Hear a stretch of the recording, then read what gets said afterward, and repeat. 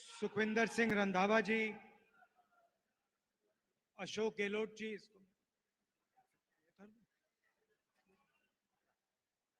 अशोक गहलोत जी, दोतासरा जी, जितेंद्र सिंह जी, सचिन पायलट जी, रघुवीर मीना जी, सीपी जोशी जी, गिरजा व्यास जी, मोहन प्रकाश जी, महेंद्रजीत मालविया जी, अर्जुन सिंह बामनिया जी, रमेश पांड्या जी, स्टेज पे कांग्रेस पार्टी के सीनियर नेता,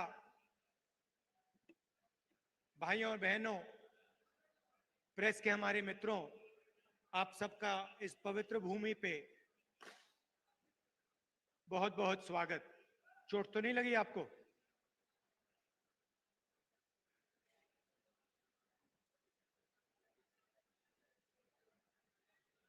शुरू करने से पहले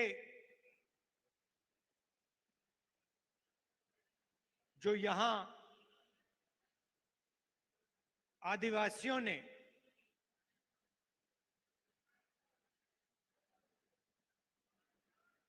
अंग्रेजों की लड़ाई में हिंदुस्तान को बनाने के लिए जो काम किया, जो कुर्बानी दी, उसके लिए मैं आप सबको दिल से, आदिवासी समाज को दिल से धन्यवाद करता हूं। आज आदिवासी दिवस भी है और इसके लिए मैं आपको बधाई देता हूं।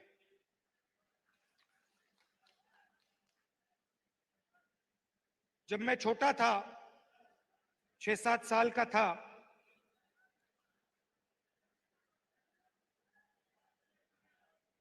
तो मेरी दादी इंदिरा जी ने मुझे एक किताब दी थी। किताब का नाम तेंदू, एक आदिवासी बच्चा, यह नाम था। और वो एक आदिवासी बच्चे की जिंदगी के बारे में किताब थी। वो जंगल में कैसे जीता था,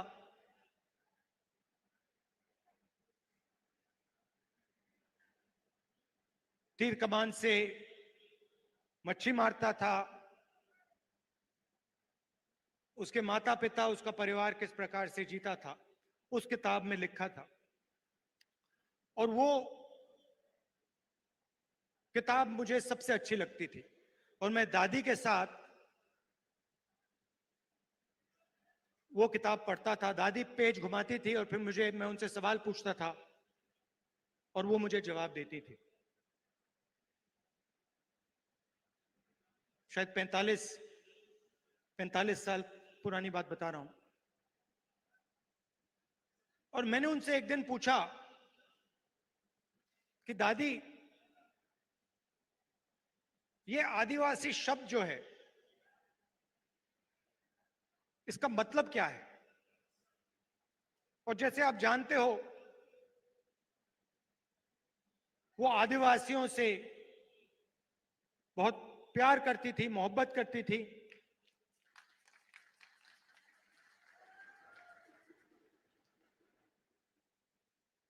आपसे बहुत गहरा रिश्ता था उनका। तो मैंने ये सवाल पूछा, छोटा सा था मैंने पूछा, ये आदिवासी शब्द क्या होता है? और मुझे आज तक याद है इंदिरा गांधी जी ने क्या कहा था और मैं आज आपको बताना चाह रहा हूं। उन्होंने कहा कि ये हिंदुस्तान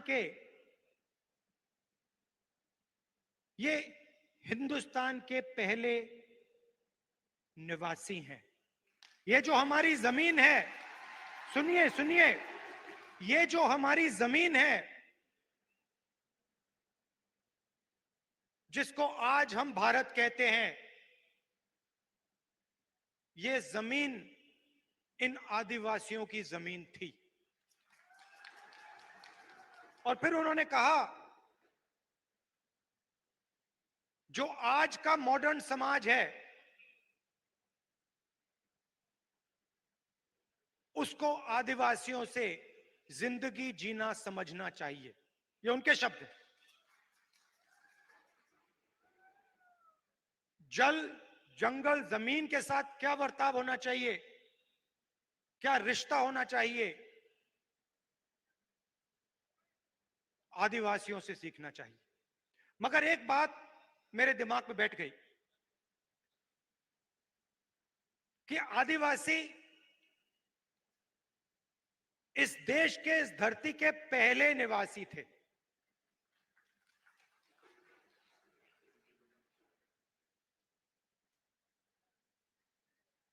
और उन्होंने यह भी कहा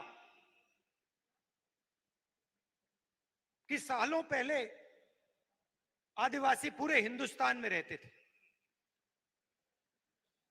और आस्ते आस्ते आस्ते आस्ते उनको धकेला गया।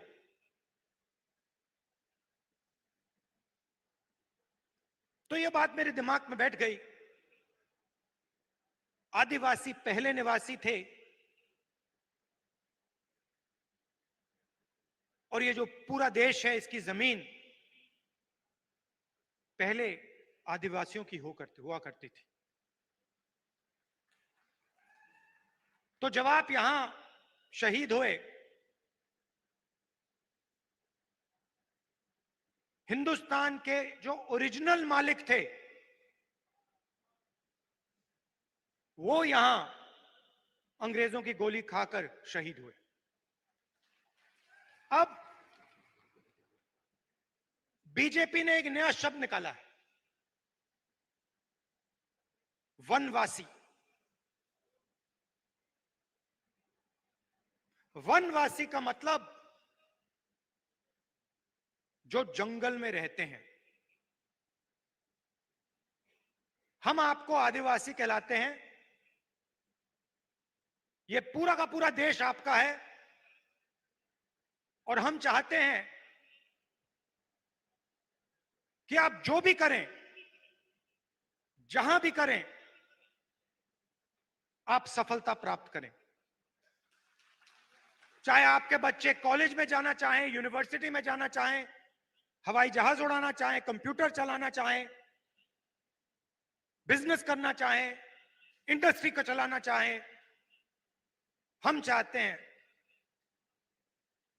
कि आपको मौका मिलना चाहिए। जो भी आप करना चाहते हैं, जो भी आप अपने बच्चों के लिए सपना देखना चाहते हैं, वो आपका सपना पूरा होना चाहिए। अब वो क्या कहते हैं? वो कहते हैं आप आदिवासी नहीं हो, आप हिंदुस्तान के पहले निवासी नहीं थे।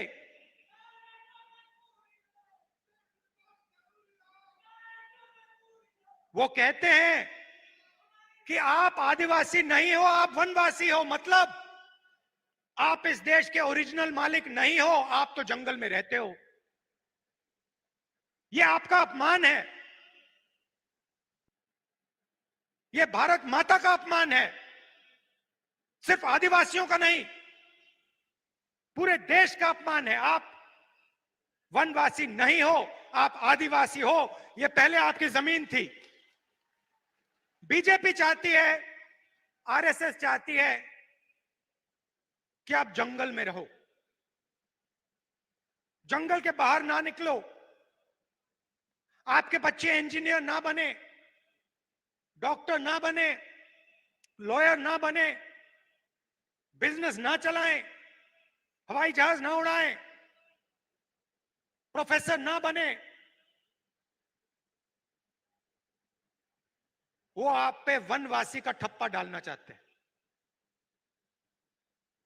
मतलब आप जंगल में रहते हो, आप दूसरे लोगों से कम हो। हम इस बात को मानने के लिए तैयार नहीं है। हम इस बात को कभी नहीं मान सकते। आप इस देश के मालिक हो, यह जमीन आपकी जमीन है और इस देश में आपको हक मिलना चाहिए। अच्छा, फिर आपसे कहते हैं आप वनवासी हो, और फिर आप ही के जंगल को आप ही के हाथों से छीनकर अदानी जी को पकड़ा देते हैं। वनवासी आपको कहते हैं, मगर जब हमने आपको जंगल का, जमीन का, जल का हक दिया, पैसा कानून दिया, आदिवासी बिल दिया, तो बीजेपी ने, आरएसएस ने क्या किया? वो जो औजार हमने आपको दिए थे, उन्होंने एक के बाद एक रद्द कर दिए। वो चाहते हैं कि आप जंगल में रहो, और फिर आस्ते आस्ते आस्ते आस्ते जंगल को वो काटते जाते हैं। आस्ते आस्ते जो आपके हक हैं उनको वो छीनते जाते हैं। आपकी जमीन जो है उसको छीनते जाते हैं। वो अंत में चाहते हैं कि वो आपको वनवासी कहें और हिंदुस्तान में जंगली गायब हो जाए, तो आप कहीं के नहीं रहो।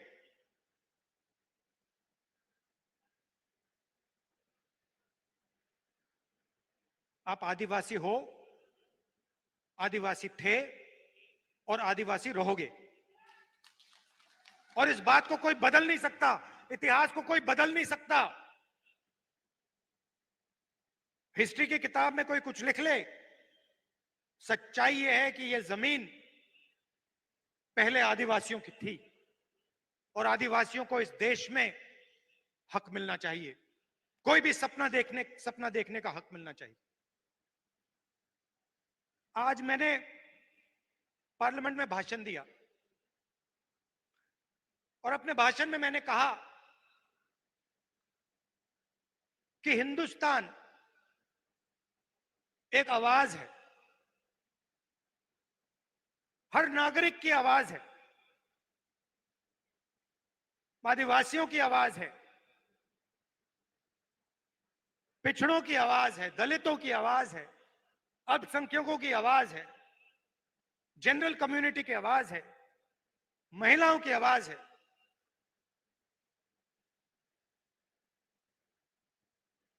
और जहां भी ये बीजेपी के लोग जाते हैं, हिंदुस्तान की आवाज को चुप करने की कोशिश करते हैं, दबाने की कोशिश करते हैं। आप देखिए, बीजेपी की सोच ने मणिपुर में आग लगा दी। 3-4 महीने से मणिपुर में आग जल रही है, लोग मारे जा रहे हैं, बच्चे मारे जा रहे हैं, महिलाओं का बलात्कार हो रहा है। मैंने पार्लियामेंट में बोला, मणिपुर में भारत माता की हत्या हुई है।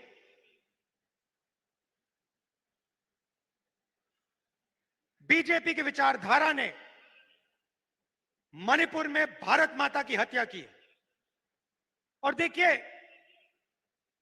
3-4 महीने से आग लगी है। अगर प्रधानमंत्री चाहे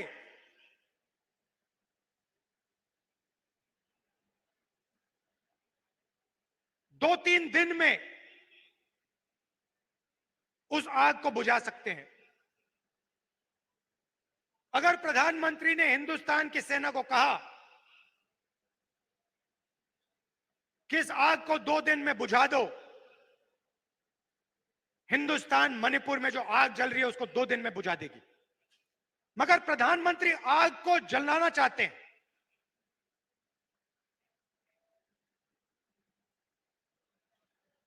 उन्होंने तो बांटा है मणिपुर को। और देखिए, 3 महीने हो गए, ऐसा लगता है कि मणिपुर हिंदुस्तान का भाग ही नहीं है, स्टेट ही नहीं है। प्रधानमंत्री ने एक शब्द नहीं बोला। मैं वहां गया, रिलीफ कैंप्स में गया, महिलाओं से बात की, बच्चों से बात की, गले लगा।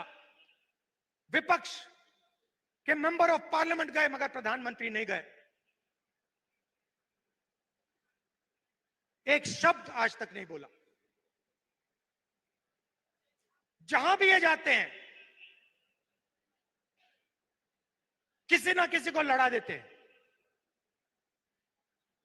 आदिवासियों को कहेंगे तुम्हारी जमीन नहीं है, नफरत फैलाएंगे, हिंसा फैलाएंगे,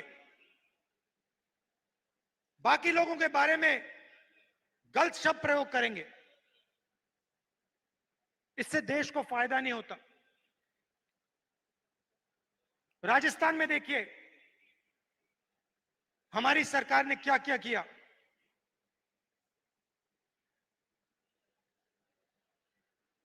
CM Chiranjeevi health insurance scheme देश का सबसे बेहतर हेल्थ इंश्योरेंस स्कीम है। कालीबाई स्कूटी योजना, मुफ्त में महिलाओं को स्कूटर। मुख्यमंत्री कोचिंग योजना,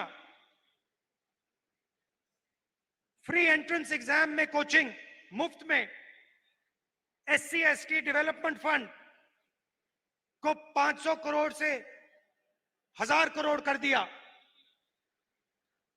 तो हम गरीबों की सरकार चलाते हैं, आदिवासियों की सरकार चलाते हैं। पेंशन स्कीम, पुरानी पेंशन स्कीम जो राजस्थान की सरकार ने दी, 90 लाख से ज्यादा लोगों को फायदा पहुंचा।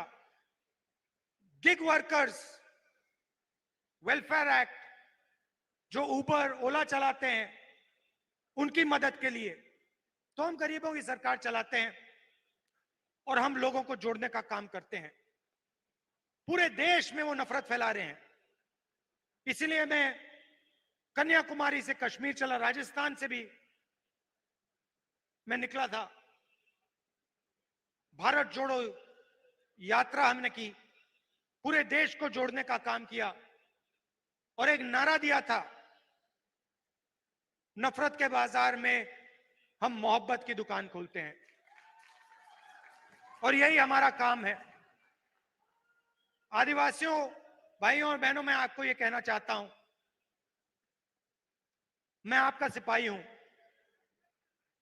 दिल्ली में रहता हूं, मगर जब भी आप चाहो मुझे आप राजस्थान बुला लो, अपने घरों में बुला लो, और जो भी आप चाहते हो आप मुझसे पूछो, हमारी सरकार से पूछो, और हम दिल से आपकी पूरी मदद करेंगे। हम चाहते हैं कि जो आपका हक है आपको मिले, जो आपके सपने हैं वो पूरे हों, आपके बच्चे यूनिवर्सिटी, कॉलेज और जिंदगी में तेजी से आगे बढ़ें। आपने जो इस देश के लिए कुर्बानी दी, जो आपने खून दिया, उसको हम कभी नहीं भूल सकते हैं। बहुत बहुत धन्यवाद। जय हिंद। हमारे